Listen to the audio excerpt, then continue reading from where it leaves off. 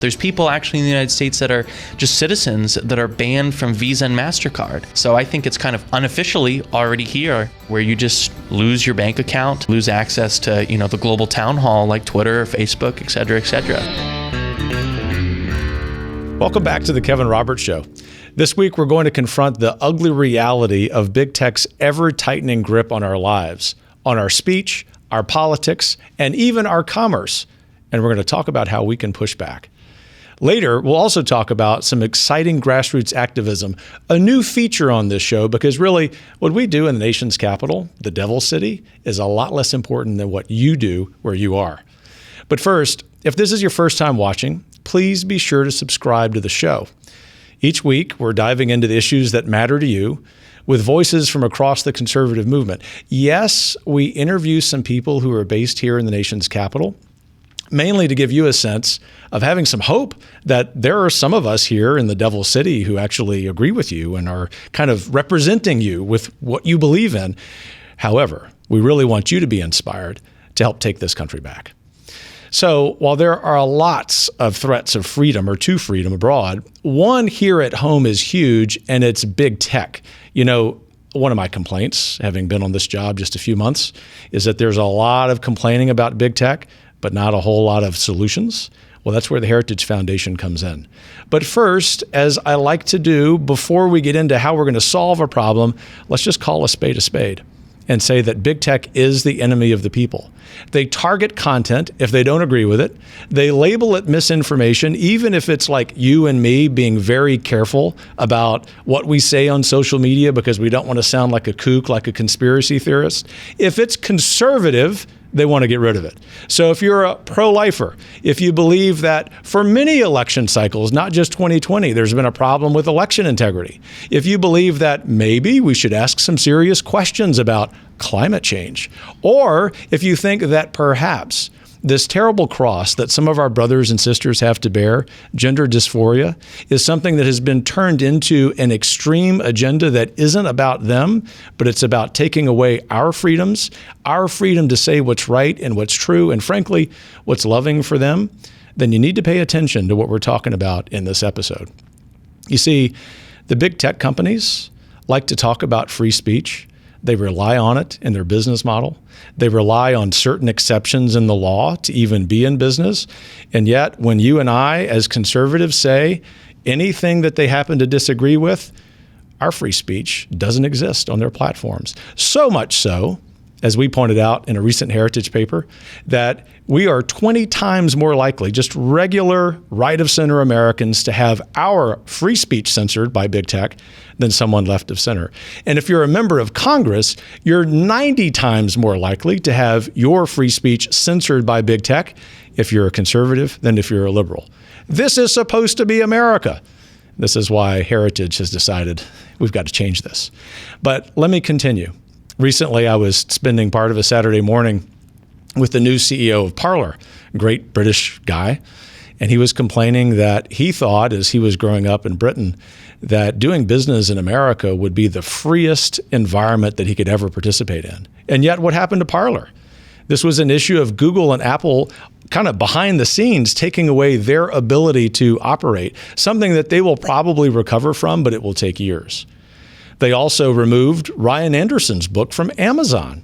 Ryan, as you may know, is a longtime colleague here at Heritage, a close friend of mine, doing great work. And all he's doing is, as a social scientist, exploring the truth about some problems in American society. And look, this is the point. Let's just say that you disagree with everything that Ryan Anderson says. Why in the world would you want to censor it?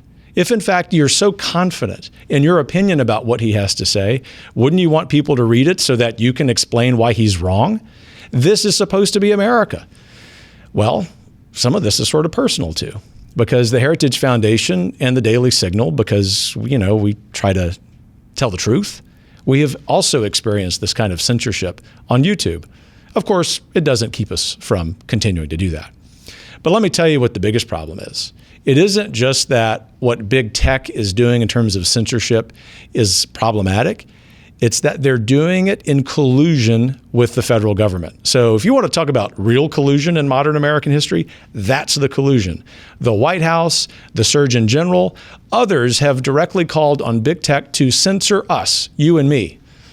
There used to be a time when I was a young teacher and I was teaching George Orwell that I thought it was fiction that we would ever have Orwellian practices in America. But here we are in 2022, my friends, and it is happening. This is not hyperbole. It's not exaggeration. It's what you and I are living through each day. So much so, we have to adjust what we say on social media to do it. And just consider me offended, given the hypocrisy, that we're going to deplatform a sitting president of the United States. And frankly, it doesn't matter if you voted for him or you didn't, if you love him or you hate him. We shouldn't be deplatforming a sitting president of the United States, while also, to this very moment, as I mention this to you, that the Taliban and the president of Russia still have their accounts on Twitter. And I haven't even begun to talk about big tech's role in the elections. You know, there's this little-known guy with this little-known laptop, Hunter Biden. And we now know, of course, that there's some real truth behind the Hunter Biden laptop story. That's the conversation for another day. But I just want to cite a couple of statistics from a recent poll that we have analyzed. Nearly 5% of Biden voters would have changed their minds about who they voted for in 2020 had they known about Hunter Biden's laptop, easily enough to change the outcome in swing states. That's not election conspiracy theory. This is 5% of Biden voters telling us that this is a news clip, a news story that they would have benefited from knowing more about. Also, we recently saw in a poll a couple of weeks ago that just more than half of Americans believe Facebook, Twitter, and other social media sites' censorship of that story constituted interference in the election. Now, I'll just permit myself a brief moment to observe the contrast between that censorship, that deleting of that story, versus the real story, of course, in that election, which was that big tech and government and, frankly, left of center campaigns were colluding against free speech. But here we are after the election, 14 months into the worst presidency in American history, and I don't say that lightly. And we have a lot of problems confronting us. One of them goes beyond this conversation we've had about big tech censorship. And it's what I would call the sort of next phase, the implementation of all of this, because the left has gotten away with this censorship. And it's the practice of debanking. We heard about this recently, as I'll talk about in a moment, with the trucker convoy in Canada. But this was already well underway. I think about my oil and gas friends in Texas and Louisiana, New Mexico, and Oklahoma. And I'm not talking about the fat gat oil and gas guys who are Fortune 10 CEOs. I'm talking about independent producers who are self-made men and women who were already being debanked. They couldn't do business at certain banks because of what? Because they happen to provide the energy that you and I, and ironically, the big tech companies rely on. Of course, there's an example there from the firearms industry. There's just a score of examples of freezing individual citizens' bank accounts when they protest against the government. I would love to tell you that this is sort of slowing down, but in fact, it's accelerating. And obviously, in the last month, we saw this in a significant way when a group of truckers in Canada traveled to make sure that the Prime Minister of Canada, who's a bit of a hair conditioner model, shall we say, tell him to check his privilege and to make sure that Canadian regulations regarding the COVID shutdown would end. Regardless of what you believe about that particular question, I would think that you and most Canadians and most Americans would find it unconscionable that Prime Minister, Justin Trudeau, would ask banks and finance platforms to take away the access of those truckers to their money, as well as their own truckers. But the question we need to be asking, now that that episode is behind us, is what's keeping that from happening here in the United States? Or maybe I should say, what's keeping it from happening in a more significant way? Because we know that it's already occurring. Couple that with what we know is going on in communist China, which is the implementation over several years of what's called a social credit system. The system by which the Chinese Communist Party, those who, of course, give themselves power that only their people should have, are able to designate a certain amount of freedom based on, frankly, how loyal you are to their crazy, evil regime. It used to be, as recently as a year or two ago, that when I talked about China's social credit system possibly arriving in America, that some people would kind of furrow their brows, they would ask some hard questions, and some of them probably said that I was engaging in conspiracy theory. But this is happening right now. We know this for some of you who participate in donor-advised funds. If you're doing that with Fidelity, with some other large financial systems, you already know that they're tightening the screws on the recipients to whom you may give those gifts.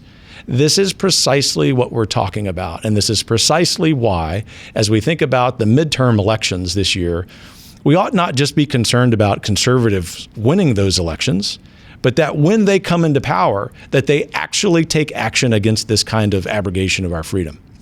So to sum up here, big tech is the enemy of the American people. We've got to hold them accountable. And Heritage has provided the roadmap by which we can do so. We, of course, as has been discussed for the better part of a couple of years, need to adjust so-called Section 230 reforms. It's a limited part of federal law, which basically provides immunity from litigation for these big tech companies. But what Heritage is arguing for is that we have to be much bolder than that. We have to make sure that these CEOs of big tech companies are held personally responsible for the decisions that they are making. And although it pains us at Heritage to have to invoke this tool, we also believe that this is one of those rare instances in American history when we may need to use antitrust legislation to hold these companies accountable. And the reason is not because we want to overdo interference by the government in the free market, but because we recognize that these big tech companies are changing the way we operate as a people. They are undermining civil society. So we look forward to making those changes along with your help. And ultimately, all of those are designed to answer the following question. How do we avoid a future where big tech has such tight control over our lives? I mean, our daily lives, what we say, how we operate, how we interact with one another. What does living in a free country look like in an age where our lives have become more and more integrated with the digital space? Joining me in a few minutes to dig deeper into this topic is a great patriot, a young patriot, Erik Finman, an entrepreneur who became a millionaire as a teenager while building a multi-million-dollar cryptocurrency company. Erik's one of those guys that we've seen in American history, thankfully, many times, who said, the man's trying to get me to do X, I'm going to do the opposite of X. And I think America is going to be better off as a result. You see, as you may know, cryptocurrency has become a target for government regulators. As I sit here in Capitol Hill, we have friends across the street, who are talking about regulating cryptocurrency. Why?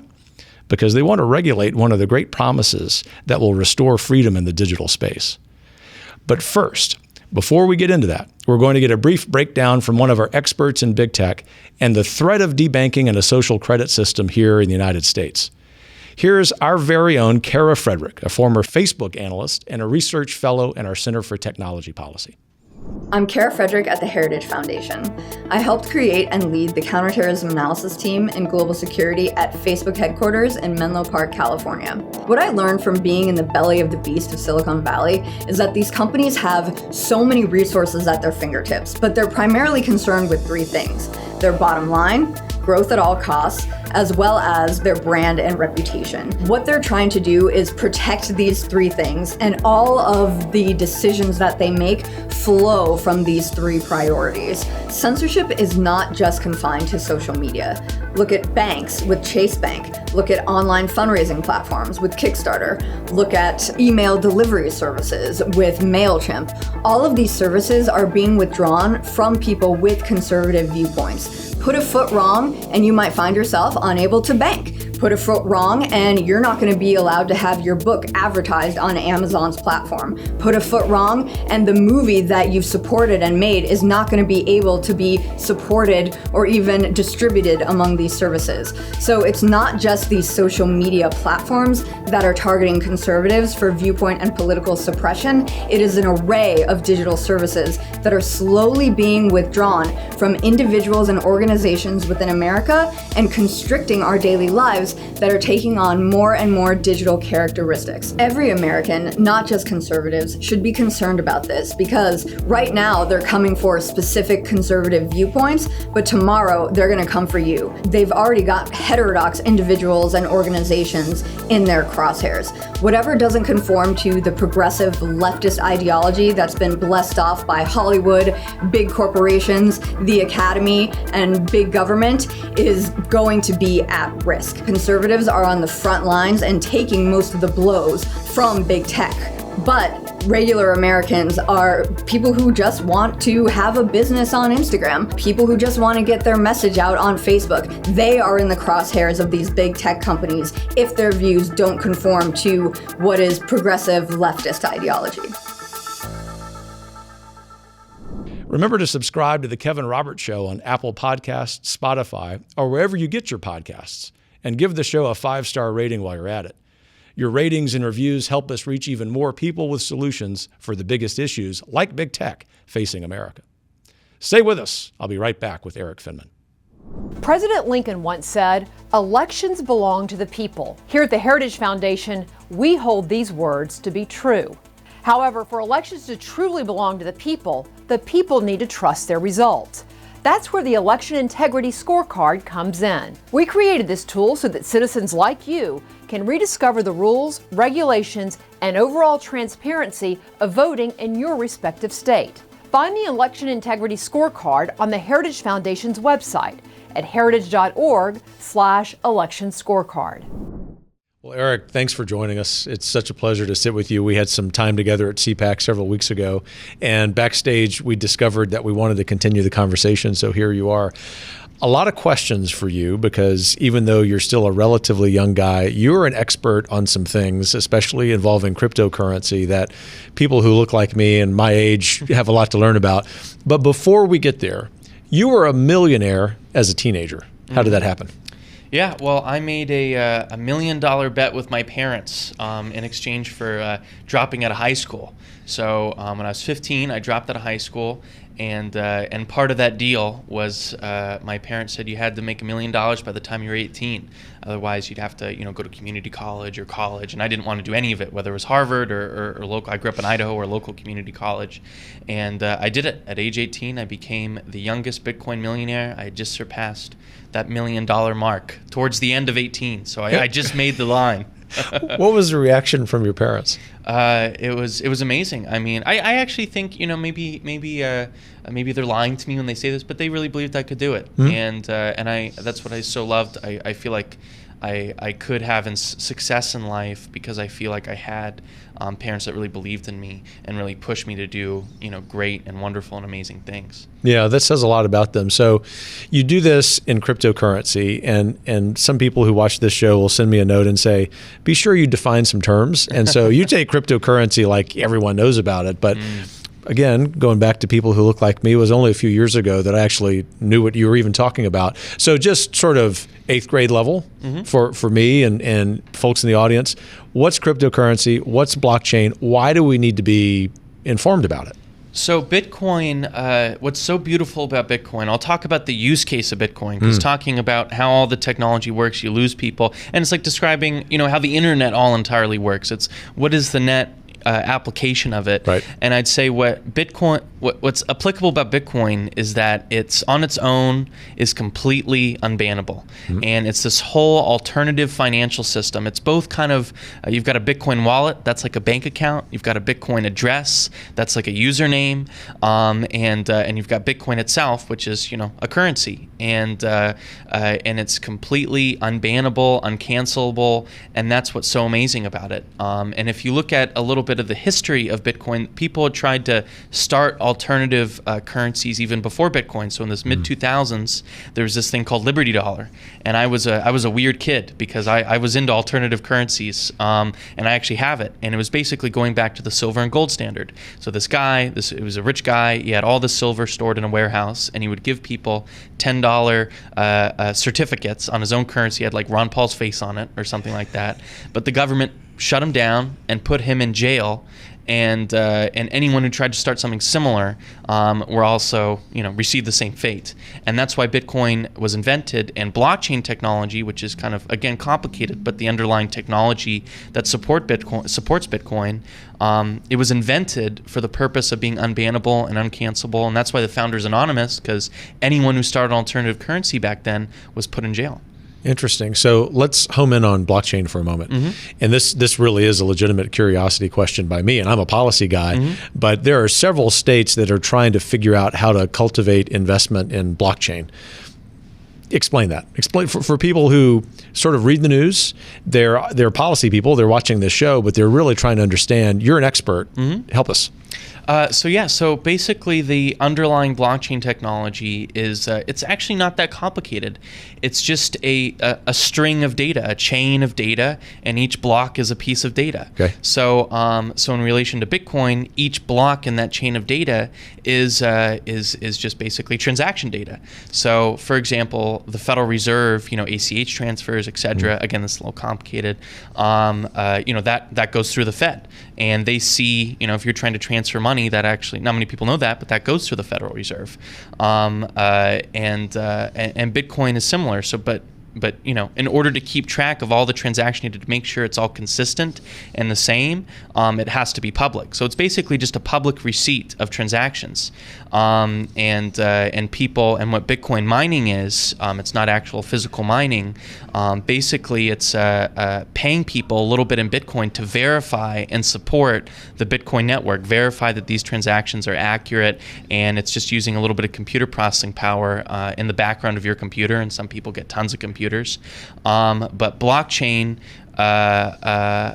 technology can also not just support a currency system, and again, it's kind of complicated, a currency system, but it can support things like photos. So people create like a blockchain version of Dropbox where people can store their data in a way that's unbannable. Because right now the government can go to Dropbox and shut them down, and you lose all your data. So some people, something called Filecoin is trying to solve that problem. So it's a way to store your data in the cloud, but without having it where it can be shut down or in any way or canceled. Well, and it's so crucial that you talk about being shut down, because you've experienced that. And I want to follow up with that excellent analysis just now of a conversation with you about big tech and banking suppressing ideas and opinions that they don't agree with. Tell us, A, the experience you had with that, and B, what other Americans can do to participate in fixing that problem. Absolutely. So, you look at basically what the U.S. does to foreign countries like Iran, or what other Western countries do to countries like Iran, and this horrible, kind of country doing horrible things, or horrible state and government doing horrible things, to be more accurate. They're doing to their own people now. And you see the United States and kind of the banking system is debanking conservatives, former generals, normal people, political campaigns, and conservative companies. This happened to a project I was involved in, recently sold the company actually, called Freedom Phone. We got we made $3.5 million in 8 hours. So Kanye, when he launched his iPod competitor, he only made $2 million in a day. We made $3.5 million in a day because we were trying to solve the banning of app stores and what happened to Parler. But we got debanked and depayment processored, and they froze all that money for basically a whole year. which is horrible and can really hurt a company. Right. And they're doing this, the United States and the financial system, and you saw what Canada did with the truckers and everything there. It's horrible. And basically, we have to, as a community of people that care about free speech and care about, I think a free financial system that you can actually run a business in or be an individual in. You gotta have, I think Bitcoin or some form of decentralized financial technology, because you can't have a free society without a free financial system. That's crucial. I'm curious, before I can move on mentally, did you get your money back?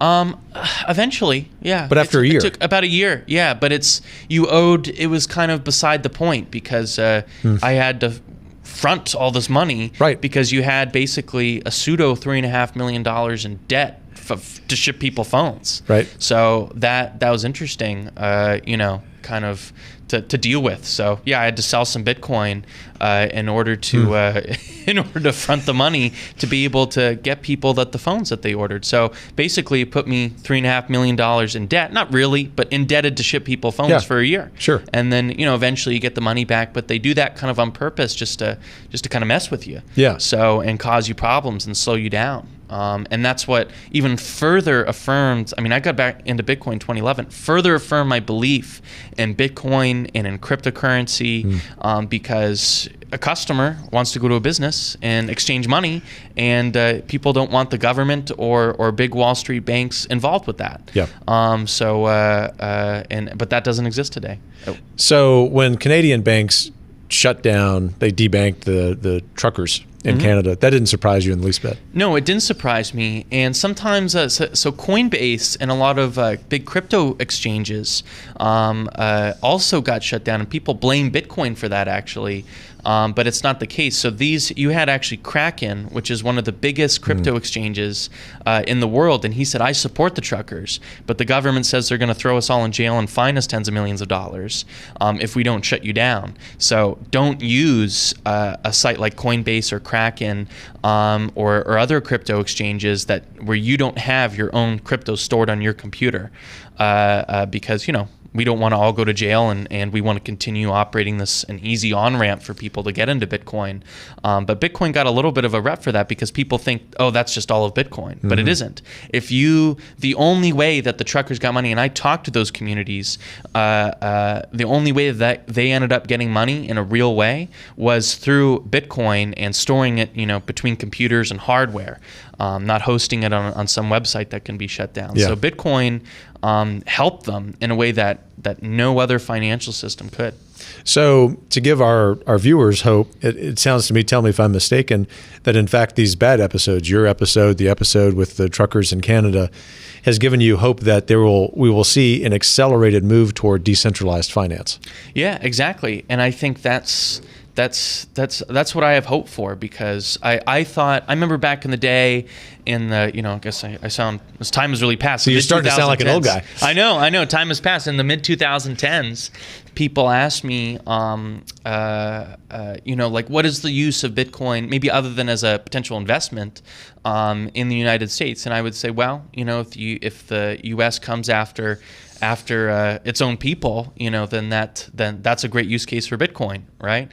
But they're like, that's not going to happen. That hasn't happened for decades. It's maybe only applicable in places like Venezuela, which is how a lot of people, it's the only way that they can get food. There's a story actually out where they were ordering stuff, groceries, to a nearby country. They would take a boat to like a nearby country, order something off Amazon or groceries in some way with Bitcoin, and they would take a boat and bring food back to Venezuela.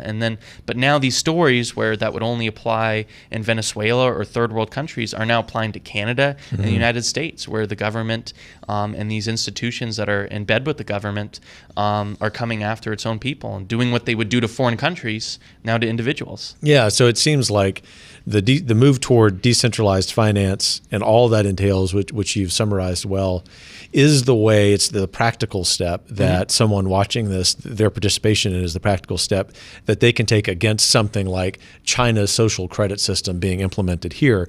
But I want to ask you this question pointedly.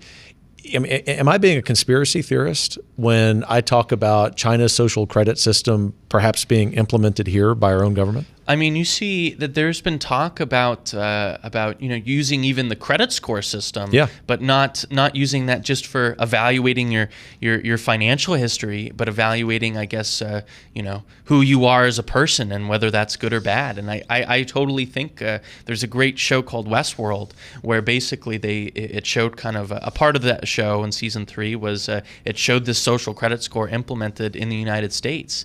And people couldn't get jobs if you didn't meet this. And I don't think it's very far off at all. And there's already been a lot of talk about just converting the current U.S. credit score system and starting to say, hey, it shouldn't evaluate your full financial history. People are more than that, and we should count who you are as a person into that. And I think that's very scary. And in many ways, I think it's kind of somewhat unofficial. If you say the wrong thing, you get banned from social media. Yeah, that's right. If you are too high of a profile, let's say you're a former general, and you're saying the wrong thing, you lose your bank account. There's people actually in the United States that are just citizens that are banned from Visa and MasterCard. Not just companies, but individuals. So they can't even use cards in any way. They have to use cash.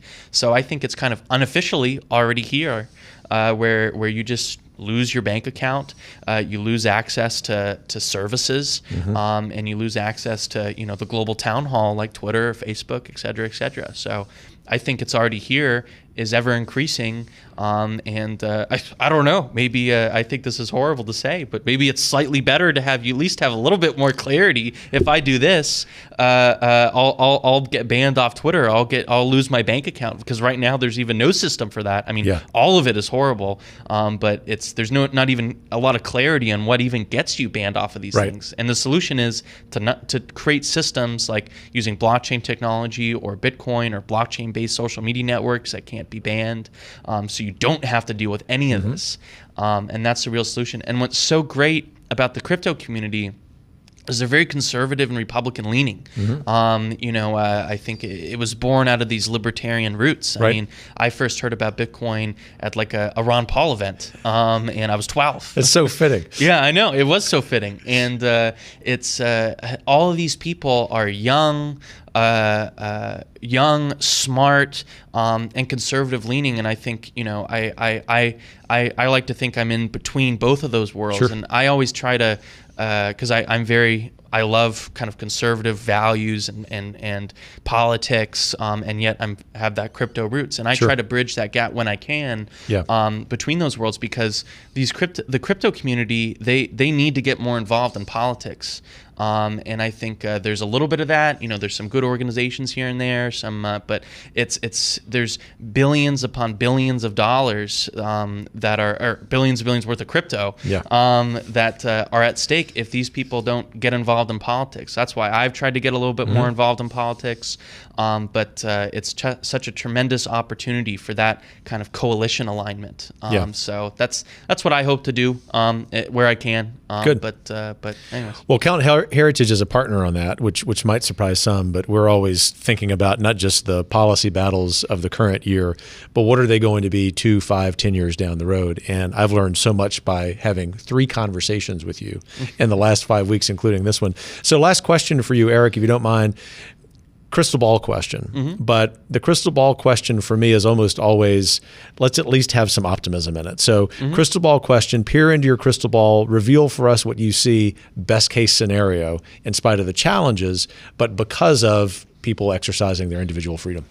Absolutely. I mean, I see, in the future, I think it's inevitable, a coalition of the crypto community and Republicans creating a world of not just going back to the Reagan times, which I love, or Eisenhower or whatever, but building what Republican values and what crypto community values is creating this new future and this new America, 21st century free America powered with just incredible technology, whether that be, Tesla, SpaceX, blockchain technology, everything. And I just think that if we can kind of get out of our own way as a country and as a people, and not look towards the past, although learn from it, but create an absolute beautiful future of an America on the rise that is actually creating advanced new airports, going to Mars, electric cars, and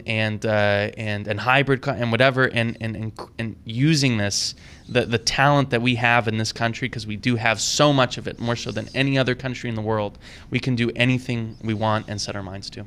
Well, that's a beautiful vision. I agree with you wholeheartedly, and I know you won't mind because you said it, invoking Reagan here, that, of course, Reagan was president a few decades ago, and nonetheless, there's a timeless comment he made, which is really appropriate to what you just said, and it is that government is not the answer, it's the problem. And if we can remember that, especially with this topic today, we'll be in great shape. Exactly. Well, Erik, I look forward to talking to you more, keeping up with you. Thanks for making some time for us. Thank you so much.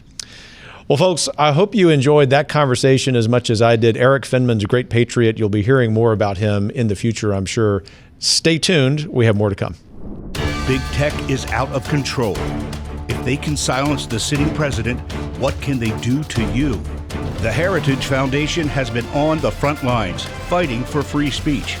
We spotlight big tech censorship, demand reform, and help you fight for your rights. Heritage was the first conservative organization to reject big tech's money because this is too important. We won't be silenced. Welcome back, everyone, for our final segment of the show. One of the things that we're going to start doing each week is to emphasize some work that people outside DC are doing.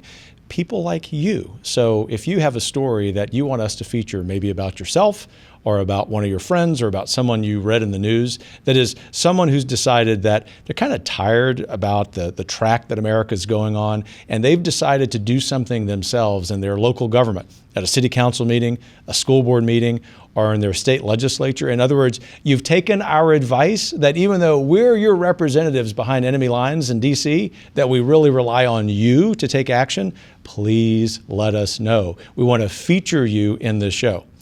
Today, we're going to highlight our partner organization, Heritage Action for America's grassroots efforts in supporting Georgia's big tech reform bill.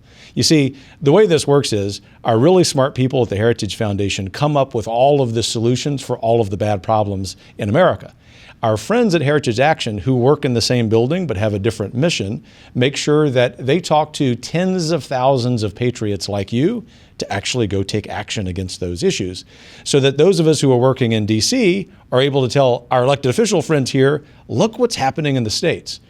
Here's a great success story. Last week, the Georgia House Committee held its first hearing on this big tech reform bill.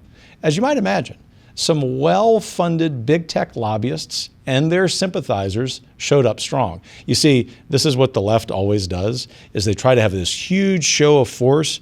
They did this last year when I was in Texas on the election integrity bill.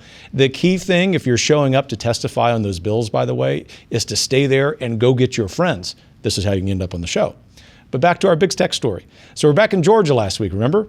And big tech has got their lobbyists, their sympathizers there. It looks like this is just all for naught. That is this reform bill. And what happens?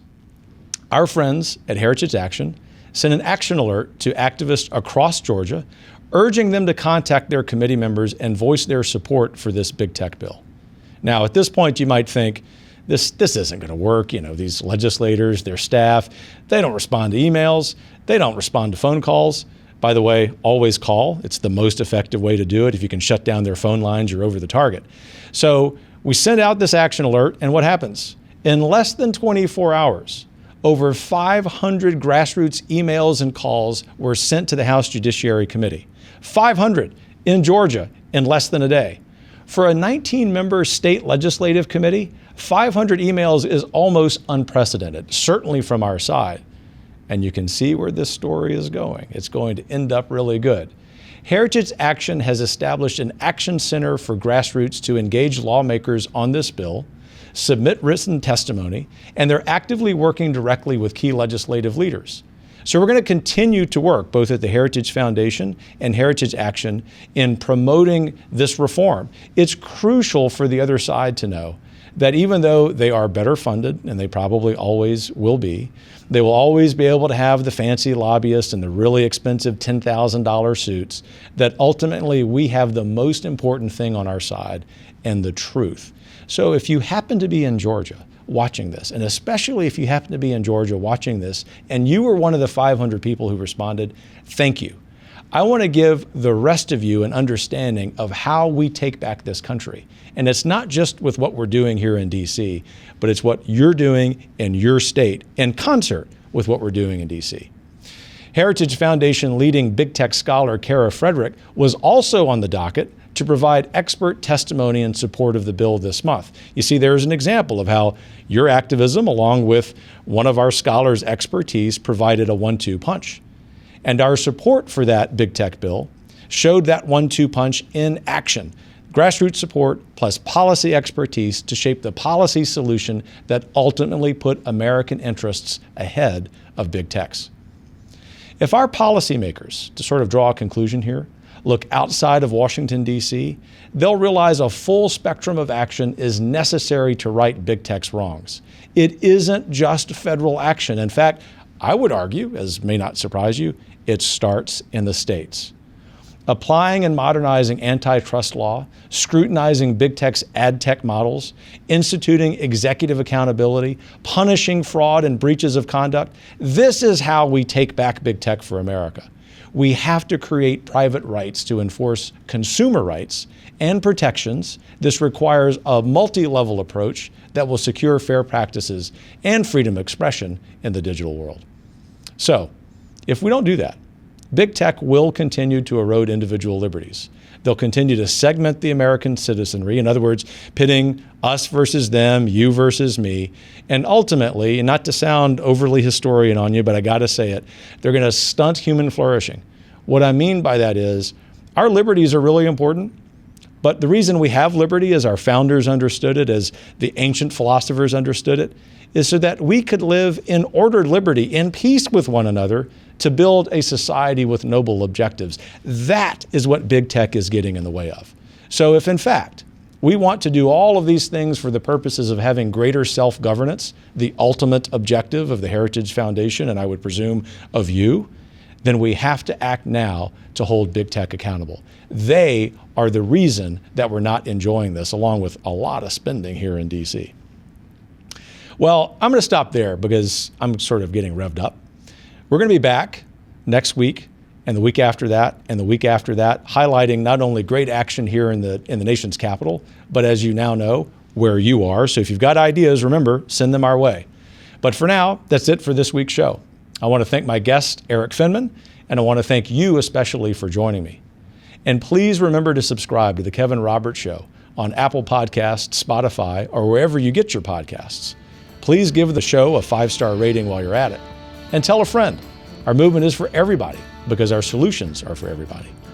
The way to ensure that our government lives by the same principles that we do is to make our movement bigger and give it an even louder voice. Take care, and I'll see you next week.